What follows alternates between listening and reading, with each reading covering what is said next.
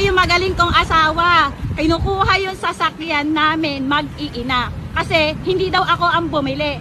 Bakit? Ikaw ba bumili? Sagutin mo, ikaw bumili? Hindi, di ba? Hindi rin naman ikaw ang bumili. O, saan galing pera mo? O, sagutin mo. O, saan galing pera mo? Basta hindi sa'yo.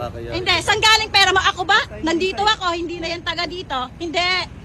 Kinukuha nyo ako, kinukuha nyo yung sasakyan, di ba? Pinapersa nyo ako. O, pinapersa mo ako, di ba? Imposible. Oo nga, sagot mo eh. Hihingi ko nga sa'yo yung sasakyan, yung susi. Hindi. O, hihintayin ko. Hindi ko naman sa'yo ibibigay yung susi kasi yung sasakyan, ginagamit namin ng mga anak ko. Ako maghahatid sundo sa Hindi. mga bata. Wala sa'yo ang anak mo, nasa akin. Okay, sa akin nakatira, di ba?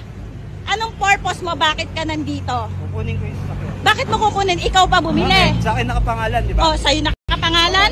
Talaga ikaw bumili? Oo. Ikaw Sa akin bumili? nakapangalan. Ikaw bumili? Ba't hindi mo masagot? Ba't hindi mo masagot? Ikaw pa bumili? Hindi ako namamahiya. Siya ang nagpunta dito. Ikaw bumili. Magtanong ka muna sa mga attorney mo kung tama yung ginagawa mo. 'Di ba? Conjugal property natin 'yan. Bakit mo hahatakin yung sasakyan? Bakit mo kukunin? Bakit mo kukunin? Hindi, wag kayong mga elam. Problema namin 'to mag-asawa, wag kayong mga elam. Hindi, wag kayong mga elam. Hinaharas na nga ako eh. Hindi, hinaharas na ako, di ba? O, sige. Ayan, hinaharas ako ng asawa ko.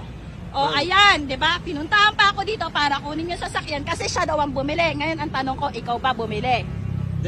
Hindi, ikaw ba bumili? Basta hindi ikaw. O, basta hindi rin ikaw. Saan galing pera mo? Ay, nakapangalan. Iyon ang tanong. Saan galing ang pera mo? Di ba? Nagtatrabaho ka sa gobyerno, milyon ang sasakyan mo. Ang tanong, saan galing ang pera mo?